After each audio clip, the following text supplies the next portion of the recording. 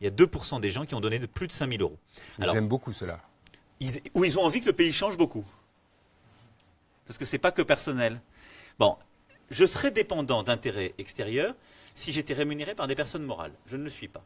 Je serais dépendant si j'avais une part de mon financement qui dépendait de telle ou telle personne. Si j'avais un grand patron, un cadre, dans un laboratoire pharmaceutique ou pétrolier, puisque c'est des questions qui m'ont été posées hier, qui finançait une grande partie de ma campagne. Pierre Berger, Patrick Drahi, sont-ils parmi les financeurs? C'est une question de Shally Sunshine. Alors, je vais vous dire, je ne suis même pas capable de vous le dire pour le premier. Pour le second, je suis sûr du contraire. Parce que contrairement à l'information... Exactement, contrairement à l'information... n'a pas financé votre campagne. Non, parce que contrairement à l'information qui est véhiculée par Madame Le Pen de manière répétée sur ma proximité avec Patrick Drahi, sur l'affaire SFR, je n'étais pas ministre quand cette affaire s'est conclue.